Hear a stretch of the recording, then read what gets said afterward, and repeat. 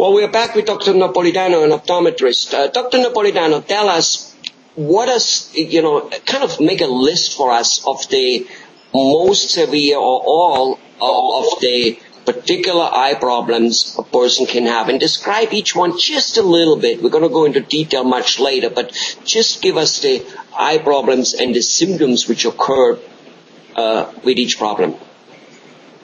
Well, I would say one of the most common ones in my practice is definitely dry eyes. A lot of people don't realize they have dry eyes because they think that the symptoms associated with that, they're just normal. And they're not. Most common signs of having dry eyes, believe it or not, it's actually having watery eyes, having tearing. That's a sign of dry eyes, burning, itching, blurry vision, especially when doing near work, either using computer or reading for a long time.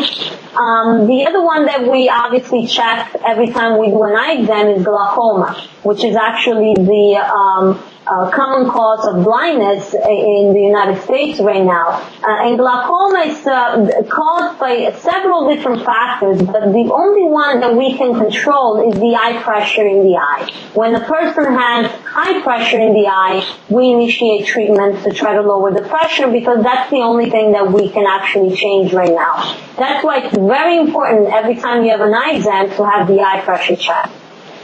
Certainly, we also worry about diabetes. We always ask our patients if they are diabetic because diabetes can affect the vision, can cause blurry vision, but most importantly, it can also cause problem with the retina, which is the film in the back of the eye that sends the message to the brain that allows us to see. And a lot of times diabetes causes bleeding in the back of the eye. And many times the patient doesn't realize that there is any bleeding there because at the beginning there will really be no vision problems at all. So it's very important if you are diabetic to have your eyes dilated at least every year. Sooner if anything is discovered. In the older population, the other thing that we worry about is macular degeneration. Macular degeneration affects mostly people that have light color eyes, like blue eyes or green eyes. And it's a very devastating problem. It could cause blindness. And again, the best treatment for that condition is early detection and early treatment. So regular annual eye exams are extremely important, even if you as a patient don't notice any vision change. And the other thing, again, in the older population is cataracts. We all gonna get cataracts at some point. If we live long enough, we're gonna have some sort of cataracts. It's just a normal aging process. It doesn't happen at the same speed for everybody, obviously, but everybody's going to get cataracts. Cataracts, the biggest thing that it causes is blurry vision, distorted, fuzzy vision. Also, the colors are not going to appear as bright as they used to. And the best thing to do for cataracts at the beginning is just to have an adjustment in the eyeglass prescription. And many times that's just going to take care of the problem. Eventually, as the cataracts grow and they become more prominent, then a surgery is needed in order to improve the vision. I would say those are the more common eye conditions that I see in my office. And the other one also, especially during the spring or fall time, is allergies.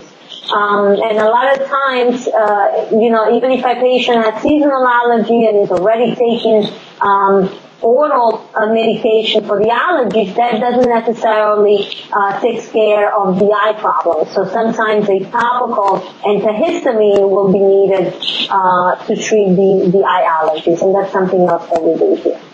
Well, you have explained lots of things, especially when it comes to allergy and those type of stuff. I'm sure most of us are really not aware of that, and even the red eye or the dry eye. Yes, I don't think I have any of those problems, except I cry at every little movie where there's a good, nice, fuzzy scene in it. But rather than that, but I do know lots of people who do run around and constantly, doing something with their eyes. And many of them just as I come to think about it, they say, oh, I have allergies, I have this, I have that, and they don't seem to be doing anything about it. Now let me ask you, out of all those symptoms you mentioned, which one is the one where, really you can go blind and where you have little, let me put it this way, which one is the one you can go blind? Let's answer that question first. Well, the ones that you can go blind is definitely glaucoma, macular degeneration, and diabetes. Diabetic retinopathy can definitely cause blindness. All of the conditions that I mentioned are treated by early detection. A lot of the eyes. What you're saying here, Dr. Napolitano, what you're saying here is any one of the conditions, if you detect it early enough, you can prevent the blindness. Not necessarily prevent it, but slow it down. Especially with, glaucoma, macular degeneration, and diabetes, you can certainly slow it down. Slow it down to the point where you get to retain vision versus becoming blind. That's a huge difference there. Glaucoma is a very slow progressing disease. It doesn't happen overnight. It could take over 10, 15 years to cause any vision loss.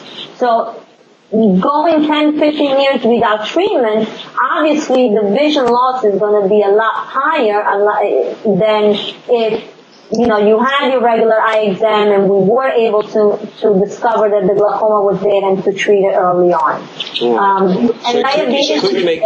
Treating it early and constantly for those 15 years could make the difference between actually living longer, having your eyesight longer than your life versus the other way around, living longer than your eyesight, which wouldn't be Correct. a good thing, Correct. Also like macular degeneration, which causes bleeding in this specific region of the retina, which is called the macula, and it's the point of the eye that allows us to fixate, that allows us to see that 20/29. There are two different types of macular degeneration. One of the kind is called wet macular degeneration, and it's called wet because usually we have some sort of bleeding there. And the key is to, if there is blood, to drain that blood as soon as possible before it becomes a scar. Once it becomes a scar, there's nothing we can do to restore the vision.